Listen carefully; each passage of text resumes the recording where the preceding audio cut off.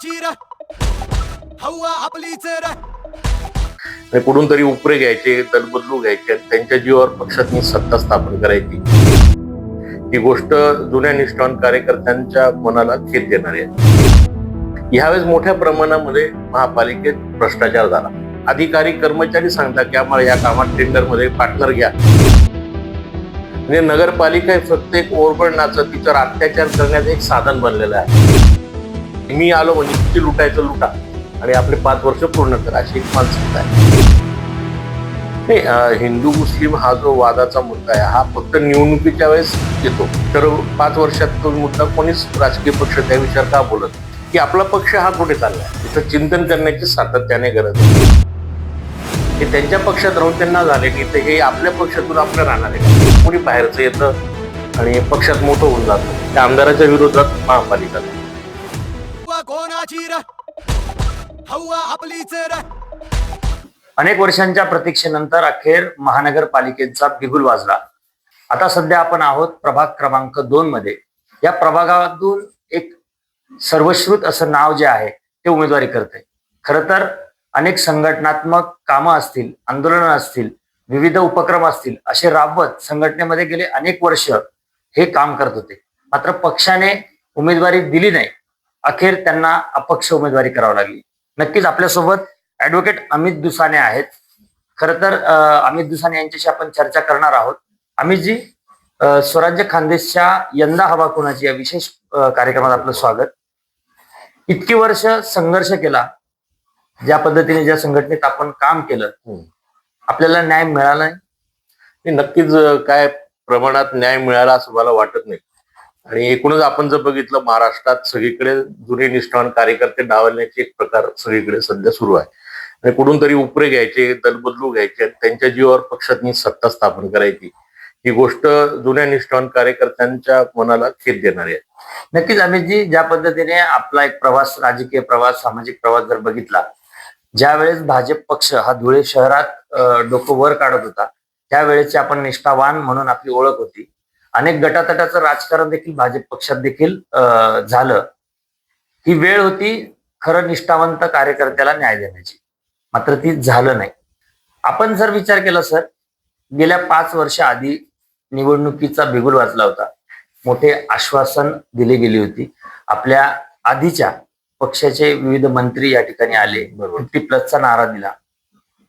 वाटतं आपल्याला विकास झाला नाही? बघा, ज्या पद्धतीने पार्टीमध्ये बाहेरच्या लोकांचा प्रवेश झाला, ज्या पद्धतीने त्यांनी सगळा विषय केला, ते आपण एकूणच म्हणजे सर्वसामान्य जनतेशी आपण जर संवाद केला तर एक गोष्ट लक्षात येते की यावेळेस मोठ्या प्रमाणामध्ये महापालिकेत भ्रष्टाचार झाला.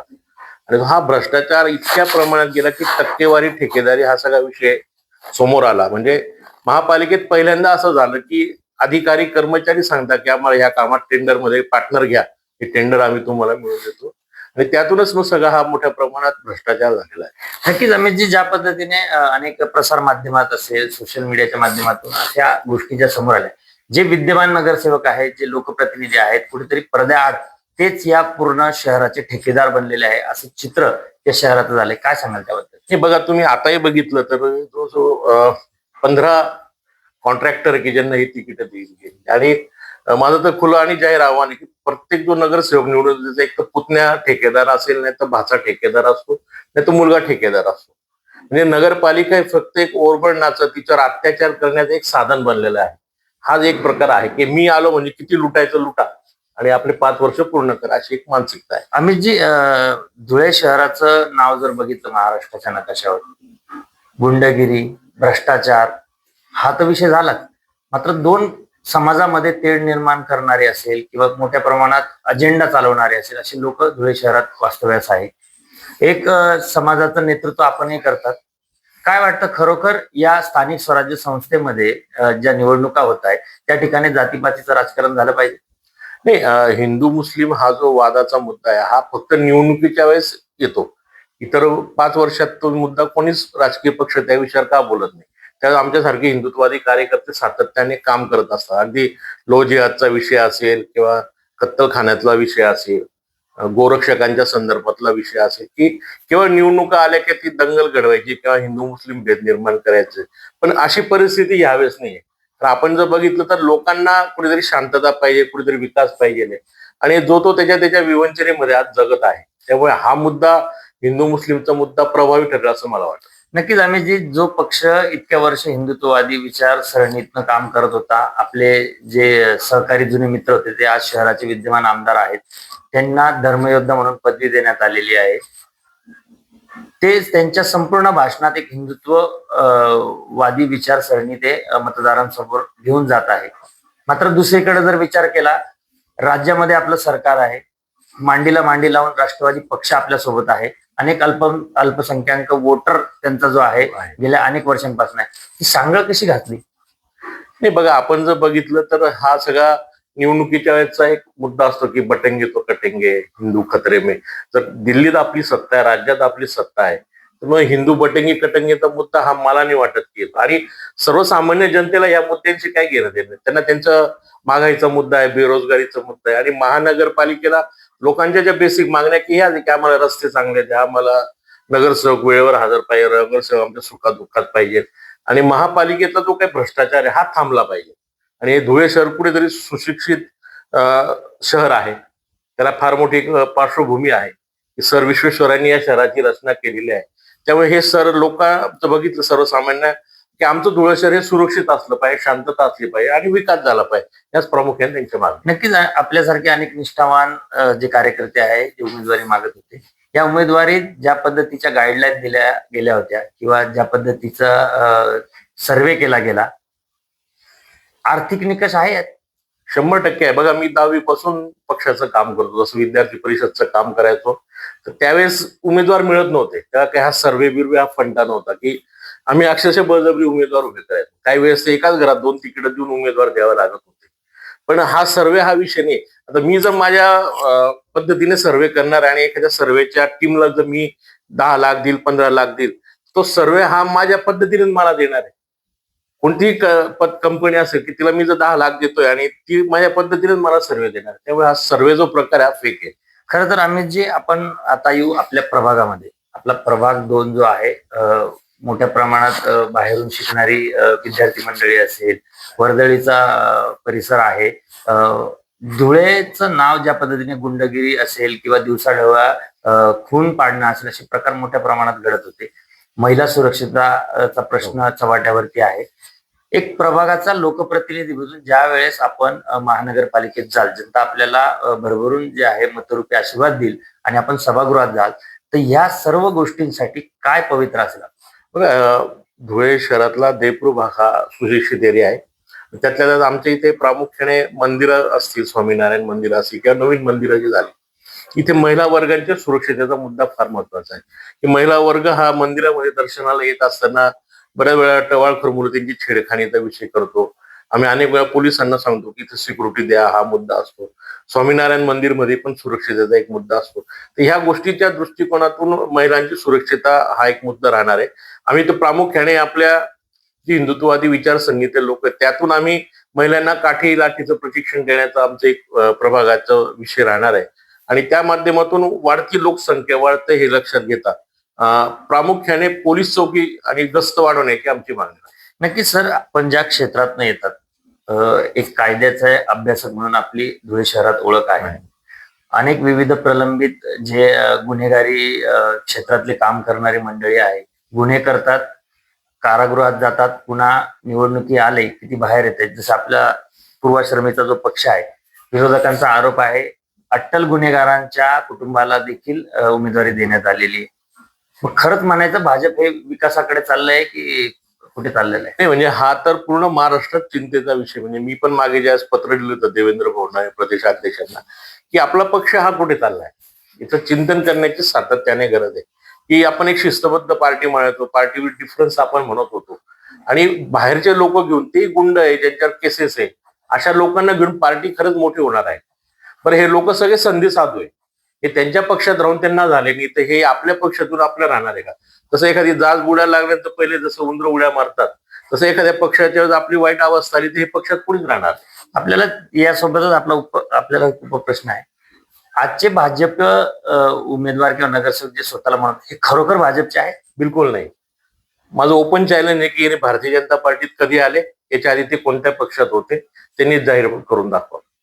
नक्कीच आणि याच्या आधी त्यांनी किती पक्ष बदलले ते पण दाखवून द्या. नक्कीच धुळेकर जनता शून्य आहे.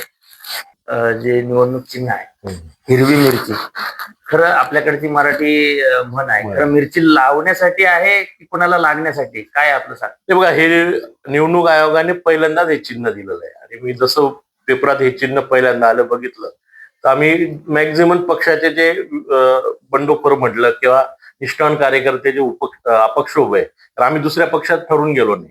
तर आम्ही आमच्या विचाराशी आणि विचारधारेची प्रतारणा करणं हा आमच्या स्वभाव नाही, म्हणून आम्ही ठरून मिरची हे चिन्ह घेतलेलं आहे. आणि विरोधकांना मिरची लावणं हा विषय आहे. कुठेतरी ती मिरचीची आस पक्षालाही लागली पाहिजे, कारण पक्षात जे चाललं ते सगळ्या गोष्टी चुकीच्या चालल्या की कोणी बाहेरचं येतं आणि पक्षात मोठं होऊन जातं. म्हणजे आज पक्षात या तिकीट घ्या आणि बिनविरोध घ्या अशी परिस्थिती पक्षात आहे. आणि वर्षानुवर्षाने काम करणारा कार्यकर्ता डावला जातो. आपल्या पक्षाकडनं सांगण्यात येतं की भाजप हा शिस्तप्रिय पक्ष आहे. जे बंडखोरी करतायत ते भाजपच्या शिस्तप्रिय कार्यकर्त्यात मोडत नाही. जे निष्ठावंत आहेत ते आमच्या सोबत आहे, असं अनेक लोकांकडनं सांगितलं. नाही नाही, बघा, जे बाहेरून आलेले ते कोणते शिस्तबद्ध आहे, ते कोणते निष्ठावान होते, ते ज्या पक्षातून आलो ते त्यांच्या पक्षाची गद्दारी करूनच आले ना. आम्ही तर अपक्ष आहोत, आम्ही तर कुठल्या पक्षात प्रवेश केला नाही. आम्हाला उमेदवारीच्या अनेक पक्षांनी सांगितले की आमच्या पक्षात या, आम्ही तुम्हाला उमेदवारी. तर आम्ही ठरून जे पक्षाचे कार्यकर्ते आहोत त्यांनी अपक्षच उभं राहिलो. त्यातल्या त्यात बरेच जणांनी मिरची हे चिन्ह घेतलंय. त्यामुळे आमच्या विषयात आणि तुम्हाला संपूर्ण धुळे शहर सांगेल की कोण निष्ठावान आणि कोण उपरे. नक्कीच आम्ही जे खरं तर आपल्या या मुलाखतीच्या शेवटाकडे जाण्याआधी एक विजन डोळ्यासमोर ठेवून आपण ही उमेदवारी करताय. काय विजन असेल प्रभागासाठी? बघा, प्रभागाचा विस्तार जर बघितलं तर हा सगळा संपूर्ण कॉलनी एरिया आहे. आणि आमच्या कॉलनी एरियामध्ये मॅक्झिमम मतदार हे पुणे नाशिक शिफ्ट झालेले आहे. त्यांचं बेसिक कारण असं की त्यांना रोजगार नाहीये किंवा जॉब नाहीये.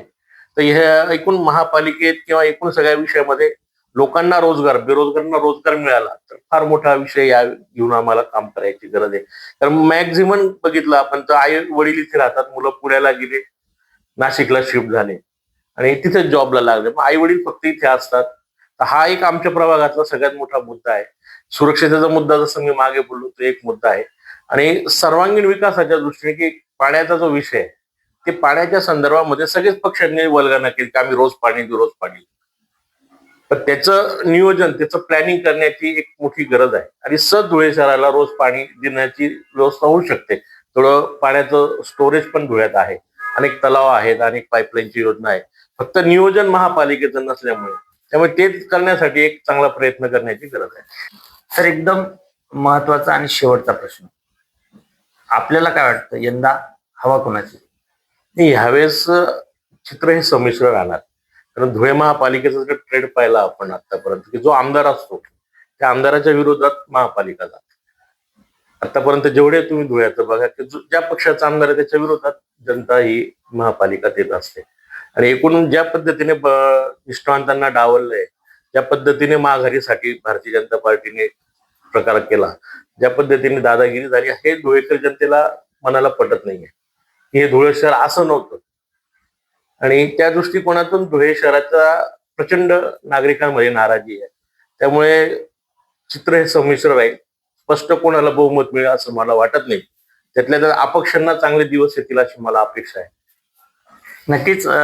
खरं तर हे होते अमितजी दुसाने, कायदे तज्ज्ञ आहेत.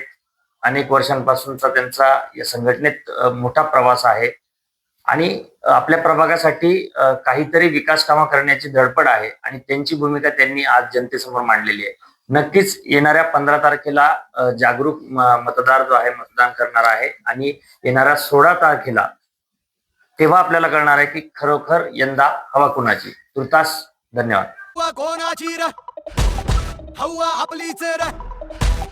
आणि कुठून तरी उपरे घ्यायचे, दलबदलू घ्यायचे, त्यांच्या जीवावर पक्षात सत्ता स्थापन करायची, ही गोष्ट जुन्या निष्ठावान कार्यकर्त्यांच्या मनाला खेद देणारी आहे. यावेळेस मोठ्या प्रमाणामध्ये महापालिकेत भ्रष्टाचार झाला. अधिकारी कर्मचारी सांगतात की आम्हाला या कामात टेंडरमध्ये पार्टनर घ्या. म्हणजे नगरपालिका हे फक्त एक ओरबडण्याचं, तिच्यावर अत्याचार करण्याचं एक साधन बनलेलं आहे. मी आलो म्हणजे किती लुटायचं लुटा आणि आपले 5 वर्ष पूर्ण करा अशी एक मानसिकता आहे. नाही, हिंदू मुस्लिम हा जो वादाचा मुद्दा आहे हा फक्त निवडणुकीच्या वेळेस येतो. तर 5 वर्षात तो मुद्दा कोणीच राजकीय पक्ष त्या विचार का बोलत की आपला पक्ष हा कुठे चाललाय, तिथं चिंतन करण्याची सातत्याने गरज आहे. हे त्यांच्या पक्षात राहून त्यांना झाले की ते हे आपल्या पक्षातून आपलं राहणार आहे. कोणी बाहेरचं येतं आणि पक्षात मोठं होऊन जातं. त्या आमदाराच्या विरोधात महापालिका कोणाची र हवा आपलीच र